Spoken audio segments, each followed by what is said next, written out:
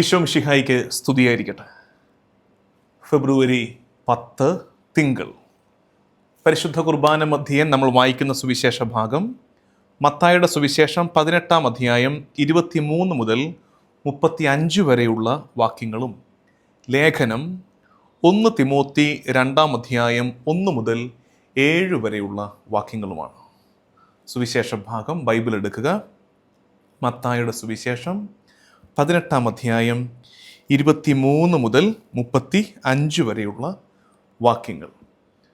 നമുക്കറിയാവുന്ന ഒരു ഉപമയാണ്. ഈ ദിവസത്തിന് പ്രാധാന്യമുണ്ട്. തിങ്കളാഴ്ച 3 നോമ്പ് ആരംഭിക്കുകയാണ്. 3 നോമ്പ് സഭയിൽ ആരംഭിക്കുകയാണ്. സീറോ മലബാർ സഭ, പൗരസ്ത്യ സുറിയാനി സഭ, ഭാരത നസ്രാണി സഭ ഗൗരവത്തോടെ എടുത്ത് ആചരിക്കുന്ന നോമ്പാണിത്. സാധിക്കുമെങ്കിൽ അത് 3 നോമ്പിനെ കുറിച്ച് മാത്രം മറ്റൊരു വീഡിയോ നിങ്ങളിലേക്ക് എത്തിക്കണമെന്നുണ്ട്. അത് താമസിക്കാതെ ഇന്ന് തന്നെ രാത്രി തന്നെ നിങ്ങളിലേക്ക് എത്തുമെന്ന് വിചാരിക്കുന്നു. ലെറ്റ്സ് എക്സ്പെക്റ്റ് അത് സംഭവിക്കുമെന്ന് നിങ്ങൾ പ്രാർത്ഥിക്കുക. അപ്പോൾ ഇപ്പോൾ നമ്മൾ ഈ ഭാഗത്തിലേക്ക് വരികയാണ്. 3 നോമ്പിൻ്റെ ഒരു പശ്ചാത്തലത്തിൽ വേണം ഈ ഭാഗത്തെയും നമ്മൾ ധ്യാനിക്കാൻ. ഇത് നിങ്ങൾക്ക് അറിയാവുന്ന ഉപമയാണ്. അതായത് സേവകന്മാരുടെ കണക്ക് തീർക്കാൻ ആഗ്രഹിച്ച രാജാവിൻ്റെ ഉപമയാണ്. ആദ്യം ഒരാൾ വരുന്നു. അയാൾ 10,000 താലന്ത് കടപ്പെട്ടിരിക്കുന്നു. ആൾ കേണപേക്ഷിച്ചപ്പോൾ അയാളുടെ കടം ഇളച്ചു കൊടുക്കുന്നു. 10,000 താലന്ത് ഇളച്ചു കൊടുക്കുന്നു. ഈ ഇളവ് കിട്ടിയവൻ പുറത്തേക്ക് ഇറങ്ങി 100 ദനാറ കടപ്പെട്ടവനോട് കരുണ കാണിക്കാതെ അവൻ്റെ മേൽ ശിക്ഷ അടിച്ചേൽപ്പിക്കുന്നു. കരുണ സ്വീകരിച്ചവൻ കരുണ കൊടുക്കാതിരിക്കുന്നു. അപ്പോൾ ഈ ഭീകര പ്രവർത്തനം, ഈ ദയനീയ പ്രവൃത്തി കണ്ട മറ്റ് സേവകർ ഇത് രാജാവിൻ്റെ പക്കൽ റിപ്പോർട്ട് ചെയ്യുന്നു. രാജാവ് ഇദ്ദേഹത്തിനെതിരെ കടുത്ത നടപടി എടുക്കുന്നു. ഇതാണ് ഇന്നത്തെ ഉപമ. 1-2 കാര്യങ്ങൾ നമ്മൾ അറിഞ്ഞിരിക്കേണ്ടത്. ഒന്ന്, ഈ താലന്തും ധനാറയും തമ്മിലുള്ള കണക്ക് ബന്ധം അറിഞ്ഞിരിക്കുന്നത് നല്ലതാണ്. അതായത് 10,000 താലന്താണ് കടപ്പെട്ടത്. ഒരു താലന്തെന്ന് പറയുന്നത് 6,000 ധനാറയാണത്രേ. ഒരു താലന്ത് 6,000 ധനാറയാണ്. അപ്പോൾ 100 ധനാറയാണ് അവിടെ കടപ്പെട്ടെന്ന് നോക്കണം. ഒരു താലന്തിൻ്റെ എത്ര അംശം വരുമെന്ന് നോക്കണം. ഒന്നുമില്ല. ഒരു താലന്തെന്ന് പറയുന്നത് 6,000 ധനാറ. അപ്പോൾ അയാൾ കടപ്പെട്ടിരിക്കുന്നത് 10,000 താലന്ത്, ഏതാണ്ട് 6 കോടി വരും. അത് ഭയങ്കര വലിയ തുകയാണത്. അപ്പോൾ ഇപ്പുറത്ത് ഇതേ നിസ്സാരമായ 100 ധനാറ ഇളവ് കൊടുക്കാൻ പറ്റുന്നില്ല.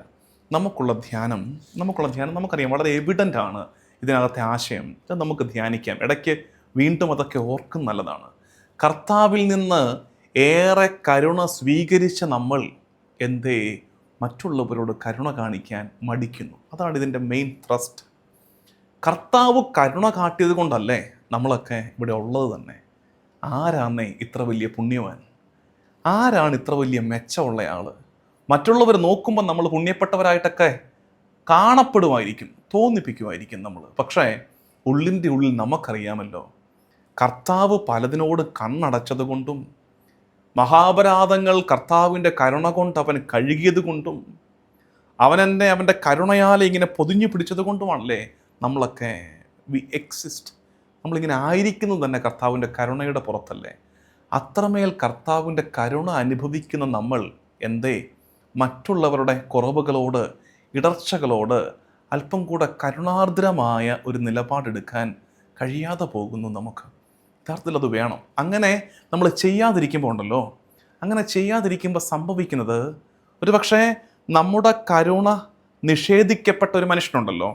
അതായത് ഈ ഉപമയിൽ ഈ ജയിലിൽ അടയ്ക്കപ്പെട്ടവൻ, ശിക്ഷ ഏൽപ്പിക്കപ്പെട്ട ഒരാളുണ്ടല്ലോ, അയാളായിരിക്കത്തില്ല ദൈവത്തിന് മുമ്പാകെ നമുക്കെതിരെ നിലവിളിക്കുന്നത്. ഇവിടെ നോക്കിക്കേ, ഇവിടെ നമ്മൾ കാണുന്ന ഒരു കാര്യം 31-ാമത്തെ വാക്യം. സംഭവിച്ചതറിഞ്ഞ് മറ്റു സേവകന്മാർ വളരെ സങ്കടപ്പെട്ട് അവർ ചെന്ന് നടന്നതെല്ലാം യജമാനനെ അറിയിച്ചു. നമ്മുടെ കരുണയില്ലാത്ത, അലിവില്ലാത്ത പ്രവർത്തികൾ കണ്ട് മറ്റുള്ളവർ നമുക്കെതിരെ ദൈവത്തിന് മുമ്പാകെ നിലവിളിക്കുന്നുണ്ട്. ദൈവം നടപടിയെടുക്കും.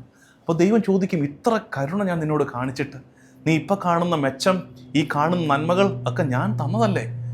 ഞാൻ കരുണ കാണിച്ചത് കൊണ്ടല്ലേ, എന്നിട്ട് നീ എന്താ ഇങ്ങനെ കാണിക്കുന്നത് മറ്റുള്ളവരോട് എന്ന് കർത്താവ് ചോദിക്കും. അതാണ് അവസാനത്തെ 35-ാമത്തെ വാക്യം. നിങ്ങളുടെ സഹോദരനോട് ഹൃദയപൂർവ്വം ക്ഷമിക്കുന്നില്ലെങ്കിൽ എൻ്റെ സ്വർഗസ്ഥനായ പിതാവ് നിങ്ങളോടും ഇതുപോലെ തന്നെ പ്രവർത്തിക്കും. അതായത് കർത്താവ് നമ്മളോട് കരുണ കാണിക്കുന്നത് ഒരു ഉറപ്പിൻ്റെ പുറത്താണ്. ഈ കരുണ സ്വീകരിച്ച് നീ ഇതിൻ്റെ പങ്ക് മറ്റുള്ളവർക്ക് കൊടുക്കും. അതായത് നിൻ്റെ കയ്യിൽ 10 ആപ്പിൾ എടുത്ത് തരികയാണ്. അപ്പോൾ കുറച്ച് കഴിയുമ്പോൾ നീ അതിനകത്ത് ഒരെണ്ണം വേറെ ആൾ കൊടുക്കണ്ടേ? അതല്ലേ ഒരു മര്യാദ. ഇതാർക്കും കൊടുക്കാതെ പൊതിഞ്ഞു കെട്ടി പിടിക്കുകയാണെങ്കിലോ കർത്താവ് പറയും ഇങ്ങോട്ട് തന്നേക്ക് എന്ന് പറഞ്ഞിട്ട് ഞാൻ നേരെ കൊടുത്തോളാം എന്ന് പറഞ്ഞ് കർത്താവ് മേടിച്ചുകൊണ്ട് പോകും. ലഭിച്ച കരുണയെ മറ്റുള്ളവരിലേക്ക് പങ്കുവയ്ക്കണം. അതുകൊണ്ട് ഈ 3 നോമ്പ് എടുക്കാൻ ശ്രമിക്കണം കേട്ടോ. +364 കൂടുന്ന ഫീഡ് മൈ ഷീപ്പിൻ്റെ എൻ്റെ എല്ലാ കൂട്ടുകാർ നിങ്ങളോട് ഞാൻ സ്നേഹപൂർവ്വം ആഹ്വാനം ചെയ്യുന്നു. നമ്മുടെ സീറോ മലബാർ സഭയിലെ 5 നോമ്പുകളിൽ ഏറ്റവും ദിവസത്തിൻ്റെ എണ്ണം കൊണ്ട് ഏറ്റവും ചെറിയ നോമ്പല്ലേ 3 നോമ്പ്. കുറഞ്ഞ പക്ഷേ ഈ 3 നോമ്പെങ്കിലും നമുക്കൊന്ന് എടുക്കാം. ചില ഇഷ്ടങ്ങളോടൊക്കെ ഒന്ന് നോ പറഞ്ഞൊരു അകലം പാലിച്ച് ഈ 3 നോമ്പ് എടുക്കുമ്പോൾ നമ്മൾ ഏറ്റവും ആത്മാർത്ഥമായി ശ്രമിക്കേണ്ട ഒരു മേഖല, നമ്മൾക്ക് ക്ഷമിക്കാൻ ബാക്കിയുള്ളവരോടൊക്കെ ഒന്ന് ക്ഷമിക്കുക. കർത്താവ് നമ്മളോട് ക്ഷമിച്ചല്ലോ എന്നോർത്ത് അവരോടൊക്കെ ഒന്ന് ക്ഷമിക്കാൻ നമ്മളെ തന്നെ ഒരുക്കുന്ന 3 നാളുകളായി ഇത് മാറട്ടെ. ഒപ്പം ഇത് പ്രാർത്ഥനയുടെ നാളുകളാകണം. ലേഖനത്തിലുണ്ട്, അതിനെക്കുറിച്ചുള്ള സൂചനയുണ്ട്. 1 തിമോത്തി 2-ാം അധ്യായം 1 മുതൽ 7 വരെയുള്ള വാക്യങ്ങൾ. ഇവിടെ പ്രാർത്ഥന നടക്കേണ്ടത് എങ്ങനെയെന്ന് പറയുന്നുണ്ട്. എങ്ങനെ പ്രാർത്ഥിക്കണം, എങ്ങനെ ഭവനങ്ങളിലായിരിക്കണം എന്ന് സൂചന തരുന്നുണ്ട്. അതുകൂടാതെ പ്രാർത്ഥിക്കേണ്ട 2 കൂട്ടരെക്കുറിച്ച് തിമോത്തിയോസിന് പൗലോസ്ലീഹ പ്രത്യേകം പറഞ്ഞു കൊടുക്കുന്നുണ്ട്. ഈ 3 നോമ്പിൽ നമ്മുടെ ഫീഡ് മൈ ഷീപ്പിൻ്റെ ഈ കുടുംബം, നമ്മുടെ ഈ കൂട്ടായ്മ പ്രത്യേകം നിയോഗം വെച്ച് പ്രാർത്ഥിക്കാൻ പോകുന്ന 2 കൂട്ടരെ ഞാൻ നിങ്ങൾക്ക് പറഞ്ഞു തരികയാണ്. അവരെ ഓർത്തു വേണം നമ്മൾ പ്രത്യേക നിയോഗമായിട്ട് ഈ 3 നോമ്പ് എടുക്കാനായിട്ട് പ്രാർത്ഥിക്കാൻ. ഇന്ന് കാലത്തിൻ്റെ ആവശ്യമായിട്ടത് മാറുന്നുണ്ട്. പറഞ്ഞു തരാം, ശ്രദ്ധയോടെ ഇരിക്കെ. തുടങ്ങുന്ന ഇങ്ങനെയാണ് ലേഖന ഭാഗം. എല്ലാവർക്കും വേണ്ടി അപേക്ഷകളും യാചനകളും മധ്യസ്ഥ പ്രാർത്ഥനകളും ഉപകാര സ്മരണകളും അർപ്പിക്കണമെന്ന് ആദ്യമേ ആഹ്വാനം ചെയ്യുന്നു. എല്ലാവർക്കും വേണ്ടി പ്രാർത്ഥന ഉയർത്തുന്ന 3 നാളുകളായി ഇത് മാറട്ടെ. എല്ലാ ഭക്തിയിലും വിശുദ്ധിയിലും ശാന്തവും സമാധാനപൂർണവുമായ ജീവിതം നയിക്കാൻ നമുക്കിടയാകത്തക്ക വിധം, ഭൂമിയിൽ സമാധാനമുണ്ടാകാൻ ഇടയാകത്തക്ക വിധം ആർക്കു വേണ്ടി പ്രാർത്ഥിക്കണം? രാജാക്കന്മാർക്കും ഉന്നത സ്ഥാനീയർക്കും വേണ്ടിയും നിങ്ങൾ പ്രാർത്ഥിക്കണം. രാജാക്കന്മാർക്കും ഉന്നത സ്ഥാനീയർക്കും വേണ്ടി നിങ്ങൾ പ്രാർത്ഥിക്കണം. അപ്പം നമ്മുടെ 3 നോമ്പിൻ്റെ എല്ലാവരും 3 നോമ്പ് എടുക്കുമ്പോൾ നിങ്ങളുടെ വ്യക്തിപരമായ നിയോഗങ്ങൾ സമർപ്പിച്ച് പ്രാർത്ഥിക്കുന്ന കൂട്ടത്തിൽ സമർപ്പിക്കേണ്ട 2 കൂട്ടരെ ഞാൻ പറയുകയാണ്. രാജാക്കന്മാരും ഉന്നത സ്ഥാനീയരും. ആരാണത്? 1, leaders or rulers of the nation. Rulers of the nation and leaders of the church. Rulers of the nation and leaders of the church. ദേശത്തിൻ്റെ അധികാരികൾക്ക് വേണ്ടിയും രാജ്യത്തിൻ്റെ, സംസ്ഥാനത്തിൻ്റെ, വിവിധ രാജ്യങ്ങളുടെ അധികാരികൾക്ക് വേണ്ടി പ്രാർത്ഥിക്കണം. പ്രത്യേകിച്ച് യുദ്ധം ഇങ്ങനെ വക്കിൽ നിൽക്കുന്ന ഒത്തിരി ഭൂപ്രദേശങ്ങളുണ്ട്. അവിടുത്തെയൊക്കെ നേതാക്കന്മാർക്ക് വേണ്ടി ഈ 3 ദിവസങ്ങളിൽ നമ്മൾ പ്രത്യേകം പ്രാർത്ഥിക്കണം. ഒപ്പം സഭയുടെ നേതാക്കന്മാർക്ക് വേണ്ടി, പ്രത്യേകിച്ച് സഭ ഒത്തിരി സങ്കടങ്ങളിലൂടെ കടന്നു പോകുന്നൊരു കാലത്ത് സഭയെ നയിക്കുന്നവർക്ക് പരിശുദ്ധാത്മാവിൻ്റെ നിറവുണ്ടാകാനും ഉചിതമായ തീരുമാനങ്ങൾ എടുക്കുവാനും തക്ക വിധം ആത്മാവ് സഭയിൽ പ്രവർത്തിക്കാൻ നമുക്ക് ഈ ദിവസങ്ങളിൽ ദൈവജനം ഒരുമിച്ച് പ്രാർത്ഥിക്കട്ടെ. നമുക്ക് പ്രാർത്ഥിക്കാം. കർത്താവും ദൈവമായ ഈശോ മിശിഹായെ, 3 നോമ്പിൻ്റെ നാളുകളിലേക്ക് ഞങ്ങൾ പ്രവേശിക്കുമ്പോൾ ഒരുക്കത്തോടെ ഈ നോമ്പെടുക്കുവാനും രാജ്യത്തിൻ്റെ അധികാരികൾക്ക് വേണ്ടിയും സഭയുടെ നേതാക്കൾക്ക് വേണ്ടിയും പ്രാർത്ഥിക്കുന്ന ദിവസങ്ങളാക്കി ഇത് മാറ്റുവാനും ഞങ്ങളുടെ മേൽ കൃപയുണ്ടാകണമേ.